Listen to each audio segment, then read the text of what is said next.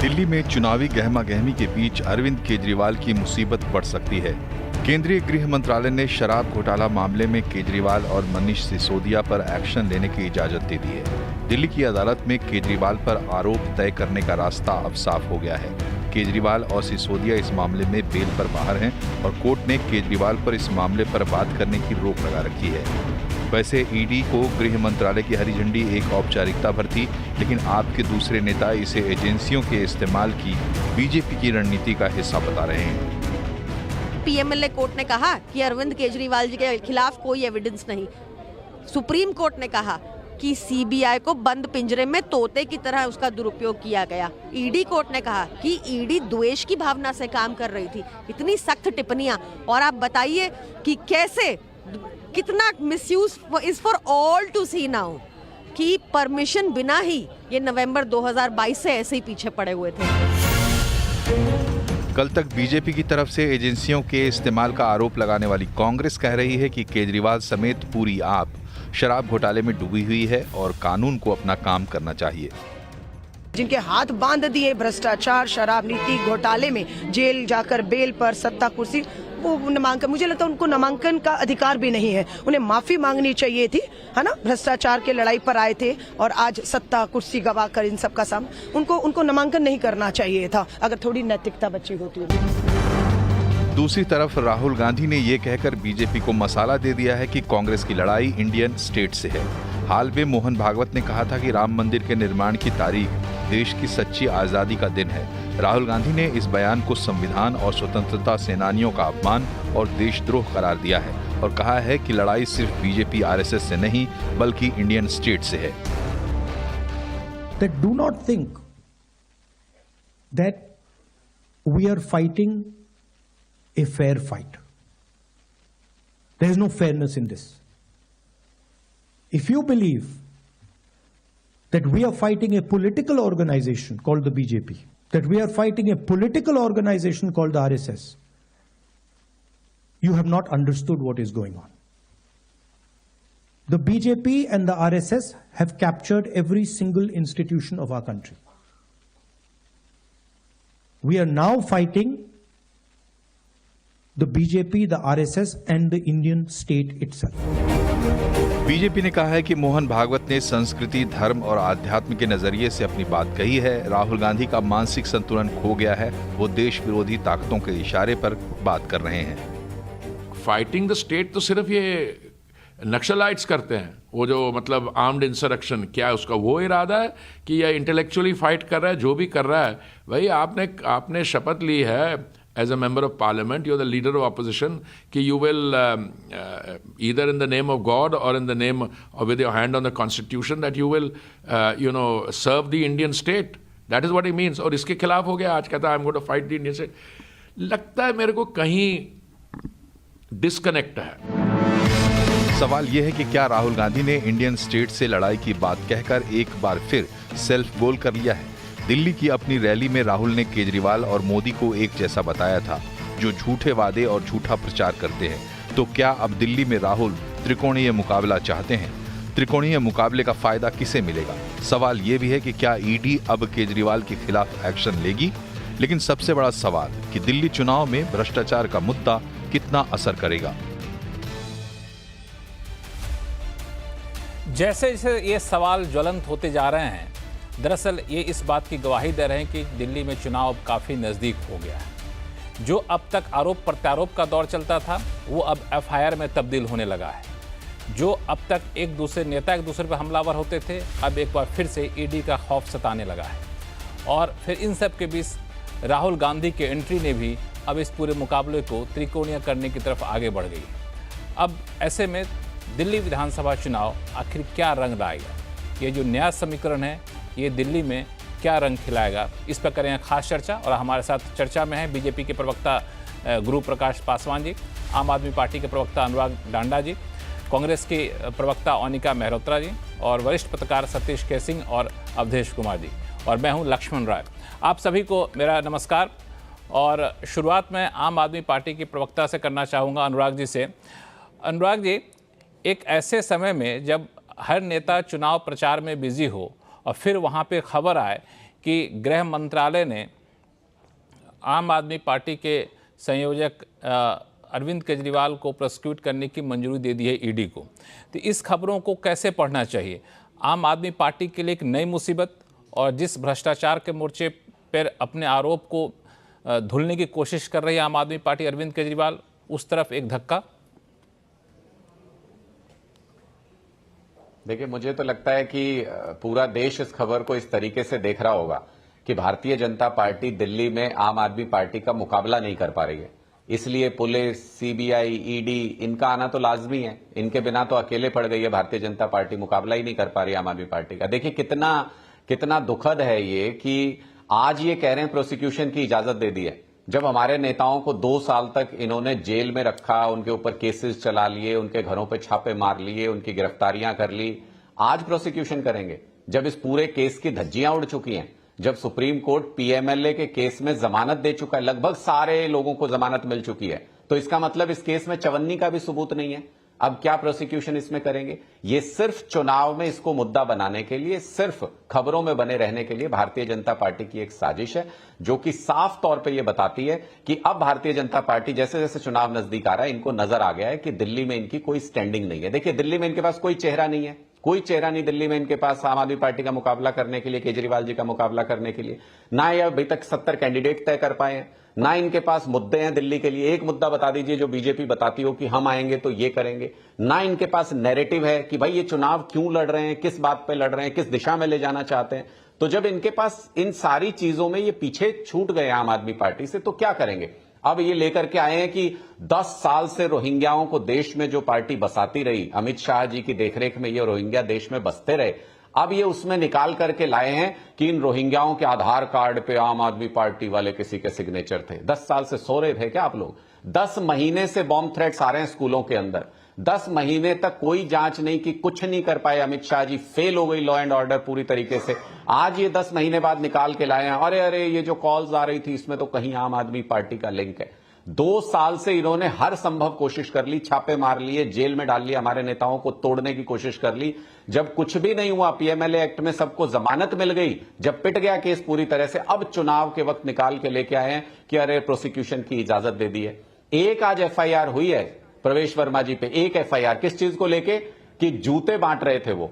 मैं तो ये पूछना चाहता हूं कि एफआईआर सिर्फ जूते अनुराग जी, मैं इस पे आऊंगा, इस पे आऊंगा मैं, लेकिन पहले ईडी वाले मामले पर जरा बीजेपी के प्रवक्ता हैं ग्रुप प्रकाश पासवान जी, उनसे मैं रिएक्शन ले लूं। ये क्या ऐसा वाकई लग रहा है क्या कि अब इस तरीके से ना लड़ा जाए तो कम से कम जांच एजेंसियों का सहारा लिया जाए, और इसी की तरफ इशारा करता है ये गृह मंत्रालय का प्रोसिक्यूशन की अनुमति दिया जाना, जैसा कि आम आदमी पार्टी के प्रवक्ता आरोप लगा रहे हैं? गुरु प्रकाश जी, आम आदमी पार्टी का पुराना खेल रहा है, लेकिन हम एक बात स्पष्ट कर देना चाहते हैं, अरविंद केजरीवाल जी से बड़ा कोई और हिपोक्रेट भारत की राजनीति में नहीं हुआ है। दोहरे मापदंडों की पराकाष्ठा की बात करे या झूठ की बात करे तो आज अरविंद केजरीवाल जी झूठ के पर्यायवाची बन गए। हाँ, मैं बीच में नहीं बोल रहा था लक्ष्मण जी, मैं क्षमा चाहता हूँ, बीच में नहीं बोल रहा था। ठीक, नहीं, आप बोलिए अनुराग जी, कुछ नहीं बोल रहे हैं, अनुराग जी चुप हैं। अपने संस्कार होते हैं, छोड़िए उसको, वो दिल्ली की जनता जानती है। तो मैं मूलतः बताना चाहता हूँ कि अरविंद केजरीवाल जी से बड़ा अरविंद केजरीवाल, अगर डिस्टर्ब ही करना है तो हम लोग तय कर लेते लक्ष्मण जी, मैं उनके बारे में बोलूंगा, ये मेरे बारे में बोले। आपको जो मैंने प्लीज आप 1 मिनट रुक जाइए, मैं गुरु प्रकाश जी जो भी कहेंगे उस पर आपको रिएक्ट करने का मौका दिया जाए। देखिए, आम आदमी पार्टी के संस्कार और आम आदमी पार्टी की व्याकुलता बता रही है कि जिस प्रकार लोकसभा के चुनावों में इनको 7 के 7 सीट हार गए थे, 7 की 7 सीटें लगातार 2014, 2019, 2024 में दिल्ली की जनता ने आपको बाहर का रास्ता दिखाया है। मूलतः जैसे कि आपने कहा कि आज की तारीख में अरविंद केजरीवाल जी सवाल क्यों नहीं पूछने चाहिए? आज जो वादे उन्होंने किए हैं, उन्होंने कहा 1000 रुपए महिलाओं को देंगे, ना दिल्ली में दिया ना पंजाब में दिया। उन्होंने कहा कि हम सत्ता में आएंगे तो ना वेतन लेंगे, ना सुरक्षा लेंगे, ना गाड़ी लेंगे। उनकी गाड़ी कितने की? तो 1.5 करोड़ की गाड़ी है। उन्होंने कहा कि यमुना को साफ करेंगे। लक्ष्मण जी, हमारा पूर्वांचल के रहने वाले लोग हैं, हमारे यहाँ छठ पर्व का बहुत महत्व है। इस छठ पर्व के महत्व को नजरअंदाज करते हुए, छठी माई का अपमान करते हुए, सूर्य देव का अपमान करते हुए, यमुना जी को जिन्होंने कहा था कि 2020 में हम साफ कर देंगे, क्या हुआ उसका? उल्टा घोटाला कर दिया आपने। आपने कहा कि वर्ल्ड क्लास स्कूल बनाएंगे, क्या हुआ वर्ल्ड क्लास स्कूल का? 9वीं में आपके यहाँ 1 लाख बच्चे फेल हो गए हैं, 11वीं में आपके यहाँ 50,000 बच्चे फेल हो गए हैं। शुद्ध रूप से शीश महल का घोटाला हो, स्कॉलरशिप का घोटाला हो, हम सबको याद है एमसीडी के सफाई कर्मचारी दिल्ली सीएम के घर के बाहर हड़ताल करते करते थक गए, उनको वेतन नहीं मिला। ये सिर्फ बाबा साहेब अम्बेडकर की तस्वीर लगाते हैं, लेकिन बाबा साहेब अम्बेडकर के दिखाए हुए रास्ते पे नहीं चलते हैं। क्या किया है आपने? अरविंद केजरीवाल जी आरक्षण विरोधी, आतिशी जी आरक्षण विरोधी, आपके 10 सांसद राज्यसभा में एक भी दलित नहीं मिला, एक भी ओबीसी नहीं मिला। हालांकि गुरु प्रकाश जी, हम लोग थोड़ा सा मुद्दा से भटक रहे हैं। नहीं, एक मिनट रुकूंगा मैं। नहीं, 10 सेकंड, आप 1 मिनट लीजिएगा। लेकिन मेरा सवाल फिर से आपको दोहरा दूं, मेरा सवाल ये नहीं था जो आप बोल रहे हैं। मेरा सवाल ये था कि चुनाव प्रचार के बीच में अभी वोटिंग होने में मुश्किल से 20-25 दिन बचे हैं, उससे ठीक पहले ये खबर आना कि गृह मंत्रालय ने ईडी को अरविंद केजरीवाल को प्रोसिक्यूट करने की मंजूरी दे दी है। ये क्या इस बात की ओर संकेत करता है कि भारतीय जनता पार्टी चुनावी मैदान में कमजोर पड़ रही है, इसलिए जांच एजेंसियों का सहारा ले रही है? ये एक परसेप्शन बन रहा है आपके विपक्षी की तरफ से। मैंने आपका सवाल इसका जवाब दीजिए। मैंने आपका सवाल पूरी तरह से सुन लिया, मुझे जवाब देने का मौका दीजिएगा। अगर सीएजी की रिपोर्ट कहती है कि 2000 करोड़ का घोटाला हुआ है, सीएजी झूठ बोल रही है, सीएजी भी चुनाव को देख करके अपना रिपोर्ट दे रही है। यदि इन्फोर्समेंट डायरेक्टरेट कुछ कर रहा है तो इन्फोर्समेंट डायरेक्टरेट झूठ बोल रहा है। ये फिर झूठ बोल रहे हैं, सीएजी की कोई ऐसी रिपोर्ट नहीं है। चुनाव से जोड़ करके इसको देखना उचित नहीं है, इसको सेलेक्टिवली देखना उचित नहीं है। अरविंद केजरीवाल जी के संदर्भ में तो सुप्रीम कोर्ट ने कहा है कि 300 करोड़ का ट्रेल स्थापित हो गया है, तो 300 करोड़ का ट्रेल झूठा है। सीएजी का 2000 करोड़ झूठा है, एनफोर्समेंट डायरेक्टर की कार्रवाई झूठी है। दिल्ली की जनता जिसने अभी बीते लोकसभा चुनाव में आपको 7 में काफी पराजित किया, झूठी है। तो सच कौन बोल रहा है? ये सच का ठेका अरविंद केजरीवाल जी ने ले रखा है क्या? मकान नहीं लेंगे, सिक्योरिटी नहीं लेंगे, गाड़ी नहीं लेंगे, और हजारों करोड़ का। ठीक है गुरु प्रकाश जी, आपने काफी लंबा बोल लिया। मैं बाकी प्रवक्ताओं के पास जाऊं। एक सवाल अनुराग जी आपसे फिर से पूछूंगा। ये जो आप लोग आरोप लगा रहे हैं ना कि ईडी को मंजूरी दिया जाना एक राजनीतिक स्टंट है, एजेंसी का इस्तेमाल किए जाने की कोशिश है, हेडलाइन बनाने की कोशिश है, लेकिन आप फैक्ट में जाएंगे तो आप देखें कि ये अरविंद केजरीवाल के पिटीशन के बाद ही ये फैसला लिया गया। अरविंद केजरीवाल ने पिटीशन डाल के कहा था कि जब तक कि ईडी को परमिशन ना मिले मुझे प्रोसिक्यूट ना करे। तो ईडी ने परमिशन मांगा, गृह मंत्रालय ने परमिशन दे दिया, अब प्रोसिक्यूट किया जाने की प्रक्रिया आगे बढ़ेगी। तो इसमें राजनीति कहाँ आ गई? क्योंकि इसकी शुरुआत तो अरविंद केजरीवाल ने ही की थी।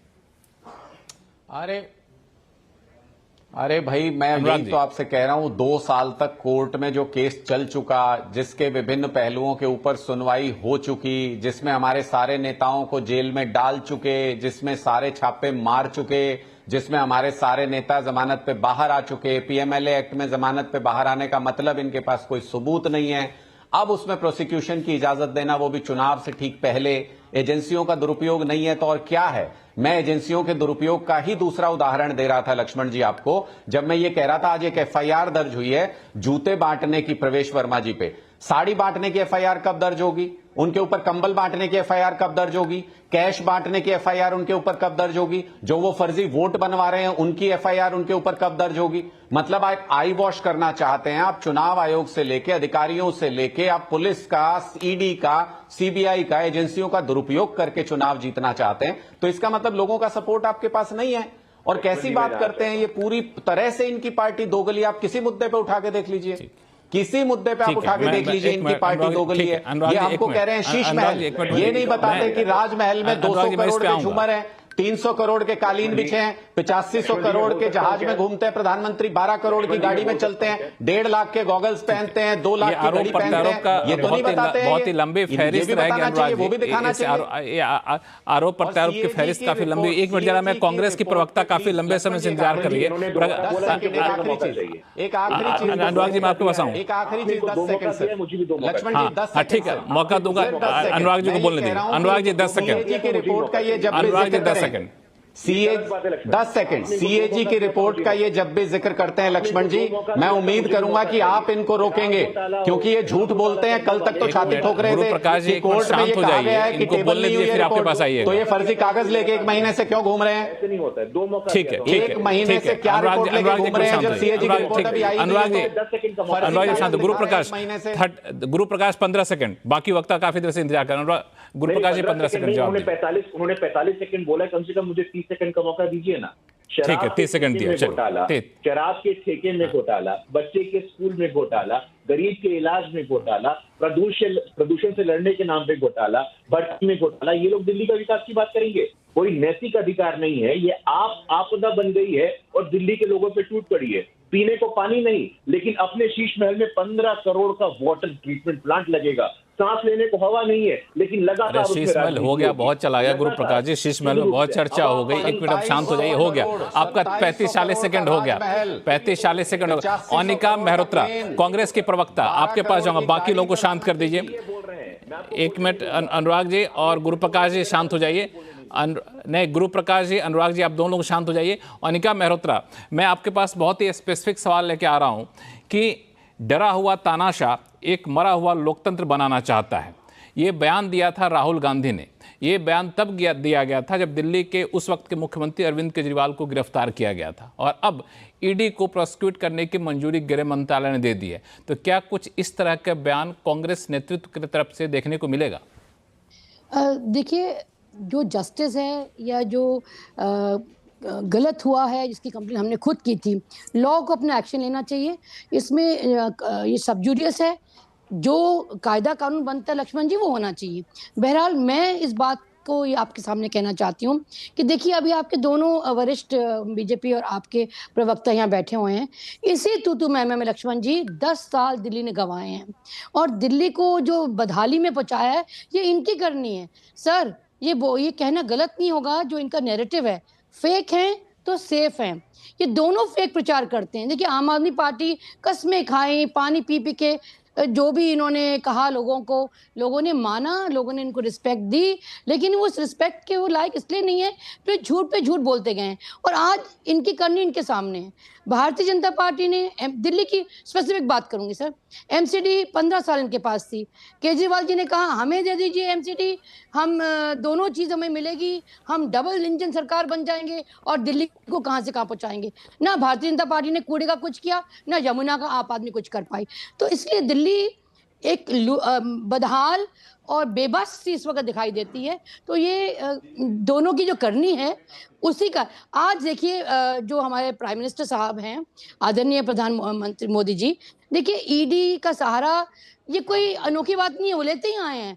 आप कोई भी देख लीजिए, जो इलेक्टोरल बॉन्ड्स की बात थी उसमें ही साफ था सर, पैसे लिए, छापेमारी की, उसके पैसे मिल गए, सारे क्रोनोलॉजी सामने है, उसके बाद एक्सेप्ट करने को तैयार नहीं है। इलेक्शन कमीशन को देखिए, अगर वोट फर्जी बने थे तो इलेक्शन कमीशन क्या कर रहे थे सर? उनके नुमाइंदे आते चेकिंग करने, जहां कुछ नहीं, जहां आधार नहीं है वहां पर 25-30 वोट बने हुए हैं। तो सर किसकी जिम्मेवारी है सर? जी एक मिनट, ठीक है। सतीश के सिंह साहब, ईडी का इस्तेमाल करना एक आदत सी बन गई है जिसका राजनीतिक इस्तेमाल किया जाता है, ऐसा कांग्रेस की प्रवक्ता ने कहा, और आम आदमी पार्टी के प्रवक्ता का भी आपने बयान सुना। आपको लगता है कि ये जो अब नई एंट्री हुई है दिल्ली चुनाव में, ये एंट्री वाकई फायदा पहुंचा पाएगी किसी को क्या राजनीतिक तौर पे? देखिए, ये बात तो बिल्कुल सही है कि चुनाव के बीच में अगर ये ईडी की एंट्री हो गई, मंजूरी, तो ये तो फिर बड़ा अजीब सी बात है कि क्या भाजपा को इससे फ़ायदा होगा कि घाटा होगा। मुझे लगता है कैसे कौन इस्तेमाल करता है उसके आधार पे फ़ायदा घाटा होता है। आप पार्टी तो निश्चित रूप से कहेगी कि भाई इस दौरान चुनाव में किया गया है, ये तो फिर आप हमको जो है टारगेट किया जा रहा है, हमको सताया जा रहा है, और भाजपा कहेगी उनको करप्शन का ही तो मुद्दा बनाया है उन्होंने। हमें लगता है कि अगर हम, क्योंकि हम कोई पार्टी के नहीं हैं, ये निर्भर करता है कि कौन पार्टी अपने इश्तिहार में, अपने प्रोपेगेंडा में, पब्लिसिटी में इसको कैसे लोगों में इस्तेमाल कर लेती है। ये पहली बात है। दूसरी बात ये है, हो सकता है कि इसे आप पार्टी को फ़ायदा हो जाए, कहेंगे कि भाई इतना तो जेल हुआ है, यहाँ से बेल हो गई, और अभी बीच चुनाव में ऐसा हो रहा है, किया जा रहा है, तो क्यों किया जा रहा है। ये एक हो सकता है। मैं नहीं जान रहा हूँ कि उसमें कितनी मेरिट है, क्या नहीं है, वो हम कैसे बोल सकते हैं, ना जुडिशरी पे ना ये इस पे। लेकिन एक बात मैं जरूर कहना तो है कि इतने दिन जेल में रहने के बाद, इतने दिन जेल में रहने के बाद कोई मोटा तथ्य नहीं जुटा, जेल से रिहा किया गया, हालांकि कई सारे शर्तें दी गई, तो फिर ईडी प्रोसिक्यूट करेगी तो ये सारे सवाल लोगों के मन में उठेगा। और आपने बहुत सही कहा कि चुनाव के बीच में इस तरह के मामले आते तो थोड़ा सा एक लोग कह सकते हैं कि सिंपैथी वाली भी बात निकल के सामने आ जाती। क्यों? आप कुछ और दो कहना बातें चाह रहे हैं? कहना चाहता हूं लक्ष्मण जी, दो बातें कहना चाहता हूं। देखिए, जांच एजेंसियों का अगर किसी के ऊपर कार्रवाई होता है तो अमूमन देखिए वो भी निर्भर करता है। भाई हुआ तो था हेमंत सोरेन पे भी, है कि नहीं? बिल्कुल, कार्रवाई वही हुई मैं थी, आपसे जेल में पूछना रहे चाह रहा था थे। अगली बात में। मैं एक बात ये कहना चाहता हूं और दूसरी बात मैं कांग्रेस के ऊपर कहना चाहता हूं, है ना।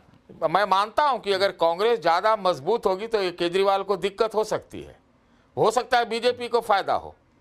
लेकिन एक बात मैं जरूर राहुल गांधी के ऊपर टिप्पणी करना चाहता हूं, जो अभी आपने उसका एक जिक्र भी किया।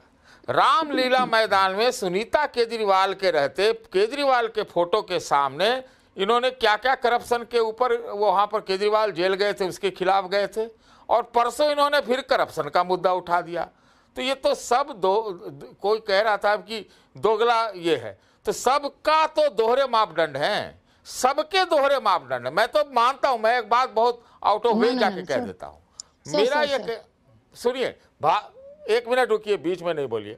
भाजपा किस शिद्दत से चुनाव लड़ती है ये बड़ा महत्वपूर्ण है।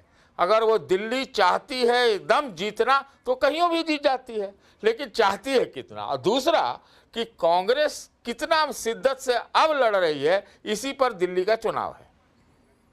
ये लेकिन ये जो बात आपने कही कि दिल्ली, मैं आऊंगा आपके पास अनिका जी। ये जो आप कह रहे हैं कि दिल्ली चुनाव कितना शिद्दत से चाहती है भाजपा जीतना, आपको शक है क्या अवधेश जी? यहाँ तो सतीश जी को शक है कि भाजपा वाकई चुनाव जीतना भी चाहती है।